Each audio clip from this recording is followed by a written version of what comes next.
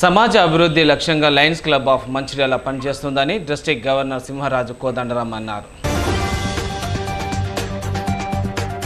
మృగశిర కార్తె సందర్భంగా దండపల్లి మండల కేంద్రంలో చేప మందు పంపిణీ చేయగా ప్రజలు పెద్ద ఎత్తున తరలివచ్చారు.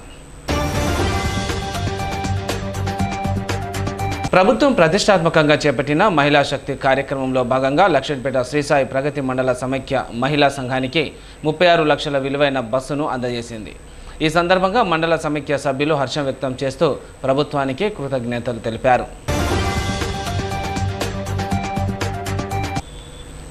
కేంద్ర ప్రభుత్వం పెంచిన పెట్రోల్, డీజిల్, గ్యాస్ ధరల పెంపును నిరసిస్తూ ఈ నెల 10న మంచిర్యాల జిల్లా కలెక్టర్ కార్యాలయం వద్ద నిర్వహించే ధర్నాను విజయవంతం చేయాలని సిపిఐ జిల్లా కార్యదర్శి రామడుగు లక్ష్మణ్, రామకృష్ణపూర్ పట్టణ కార్యదర్శి మీటపల్లి శ్రీనివాస్ పిలుపునిచ్చారు.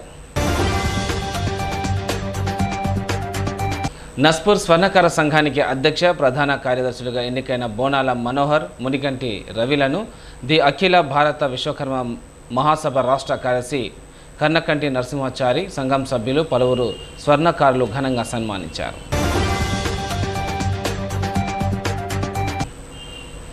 క్యాతన్పల్లి మున్సిపాలిటీలోని ఆర్ఓబి పనులు పూర్తి చేసిన కాంట్రాక్టర్ రవీందర్కు సకాలంలో పూర్తి బిల్లును చెల్లించే విధంగా మంత్రి గడ్డం వివేక్ ప్రత్యేక చొరవ చూపుతున్నారని రామకృష్ణపూర్ పట్టణ కాంగ్రెస్ అధ్యక్షుడు వడ్నాల శ్రీనివాస్ తెలిపారు.